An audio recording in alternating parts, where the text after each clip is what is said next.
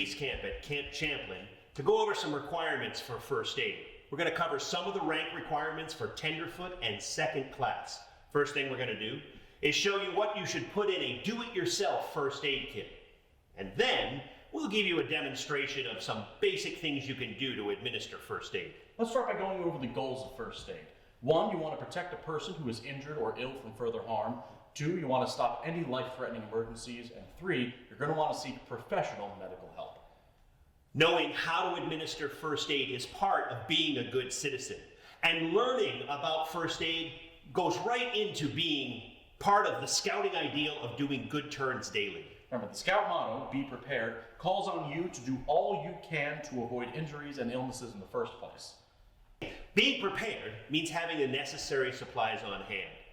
These personal first aid kits are great to take on a hike or a camp out. They can treat minor scrapes, cuts, and, well, other minor injuries.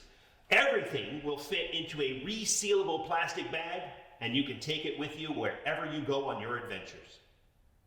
Here's some things you should include: latex-free adhesive bandages, gauze pads, a small bottle of hand sanitizer, antibiotic ointment, tweezers, medical tape, latex-free gloves, and alcohol wipes. Most first aid is for simple injuries and illnesses. There's usually plenty of time to decide what you need to do to treat minor scrapes or insect bites or things like that. However, in an emergency where injuries or illnesses are more serious, using the first aid method will guide you to do the right thing in the right order. When using the first aid method, follow the same steps every single time you practice first aid. Check the scene. Call for help. Approach safely. Provide urgent treatment. Prevent further injury. Treat for shock. Make a more thorough examination. Plan a course of action. Check the scene. See if you can find the cause of the accident or illness. Look around to see if there are further dangers. What first aid can you administer while waiting for first responders? Call for help. Make sure you know the fastest way to get in touch with first responders. It's usually 911, but some communities may have you dial 0 or call a local sheriff's office. If you need to send people out for help, be sure to follow the buddy system. Approach safely. Be aware of your surroundings and make sure you're safely out of the way of any dangers. Introduce yourself to the injured person if they don't know you. Remain calm and assure them. Provide urgent treatment. After assessing the victim, provide any urgent treatment. For instance, stopping bleeding, administering CPR, things like that. Check for medical bracelets, as that might give highlights as to what the issue really is. Prevent further injury. Move the person from their surroundings only if there are other dangers around. You should make sure their head and neck are stabilized. You can use the help of another bystander. Treat for shock. A person with serious injuries is likely to be in high stress. Remain calm and stay with them, assuring them that it will be okay. If you are noticing signs of shock, treat immediately. We'll go over this more later. Make a more thorough examination. Assess the victim again while waiting for first responders. If they are responsive, ask questions about the injury and how they are feeling. Plan a course of action. This will come into play if medical help will take a while to get there. Remember your first aid skills and keep the victim calm and comfortable. Now, let's start on some basic first aid skills. Cuts and scrapes. Wash scrapes with soap and water or an alcohol wipe if you don't have access to soap and water. Apply antibiotic ointment and cover with a dry gauze or adhesive bandage. Blisters. If you get a blister, try not to pop it. Cover the area with moleskin or mole foam, making sure to cover a slightly larger area than the blister. Use several layers if necessary. If the blister does pop, wash it and cover it with a bandage, moleskin, or gel pad. To avoid blisters, wear shoes and boots that fit well and have been broken in. Change your socks if they become wet, and when working outside, wear gloves. Nosebleeds. Have the person pinch firmly just below the bone and apply pressure on the upper lip. Hold an ice pack or cold compress against the nose. Check in every few minutes to see if the bleeding has subsided. If it continues for more than 15 minutes, seek medical attention. Animal bites. Wash the wound with soap and water and flush it with clean water for several minutes. Control the bleeding and cover the wound if possible. Seek medical attention as soon as possible, as animal bites can transfer diseases to humans. This is the same procedure used to treat non-venomous snake bites. Venomous snake bites. Keep the victim calm and gently wash the wound site. Remove any jewelry and make sure that their clothing isn't too tight. Keep the bite site at the same level as the victim's heart. Do not apply ice, attempt to cut the skin, or suck the venom out. Do not apply bandages. If you need to transport the victim, you and another bystander should carry them.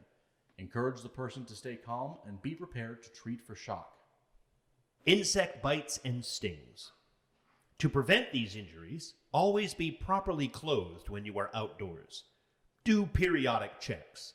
If you notice a tick on you, use tweezers to grasp the tick as close to its mouth as possible. Gently pull until the tick comes loose. Be careful to not squeeze or twist the tick around, as its mouthpiece may come off in the skin. Wash the wound and apply some antiseptic. If you develop a rash or flu-like symptoms, make an appointment with your doctor. For spider bites, clean the bite with soap and water and apply an ice pack to reduce swelling. Watch for nausea, vomiting, stomach cramps, muscle pain and spasms, and a rash, as these are signs of poisonous spider bites. For insect stings, such as bees, check the area to see if you need to remove the stinger. If you do, take it out with a flat-surfaced object. Try not to squeeze it, as it can release more venom. Apply an ice pack to help with pain and swelling. Be sure to watch the victim, as many people are allergic to bees and don't know it. Object in the eye. To prevent objects in the eye, wear safety goggles when using tools, lawn and garden equipment, or any activity that might allow for particles and debris to spread. Make sure someone with an object in the eye does not rub it. If they are wearing contacts, have them remove them. Have the victim blink rapidly. If you have to remove the object, use the corner of a clean cloth to lift the object from the eye. If this doesn't work, have the person pull their upper eyelid out and down over the lower lid to clear the object. Puncture wounds.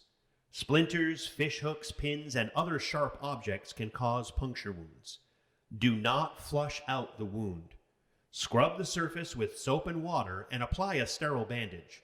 Seek medical attention as soon as possible, as a prescription for antibiotics may be necessary. Burns.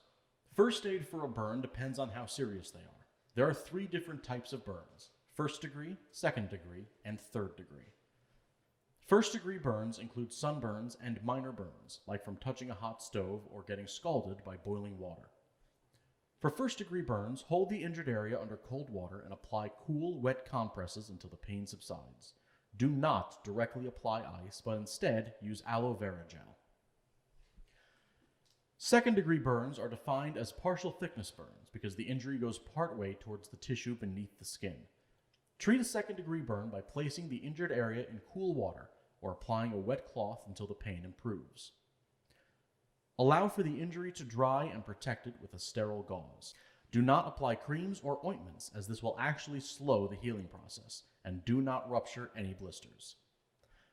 Third degree burns are defined as full thickness burns because they damage the skin and the tissue beyond it. For third degree, get medical attention immediately.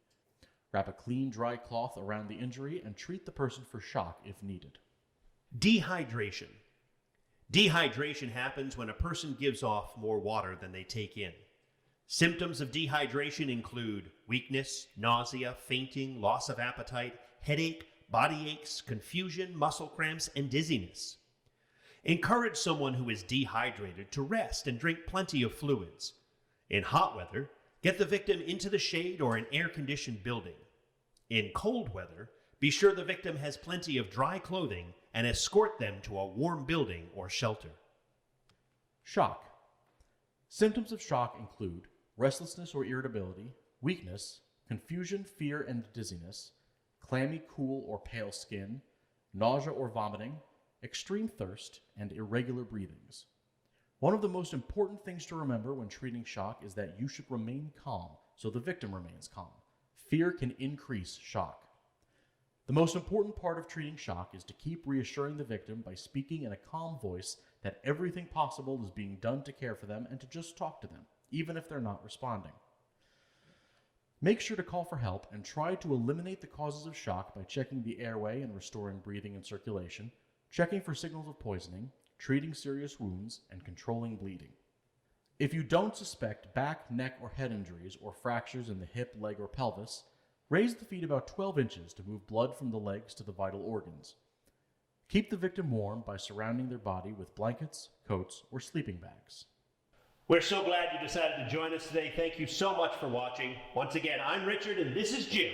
And remember, a scout is kind and a scout is helpful. And remember, be prepared. Always.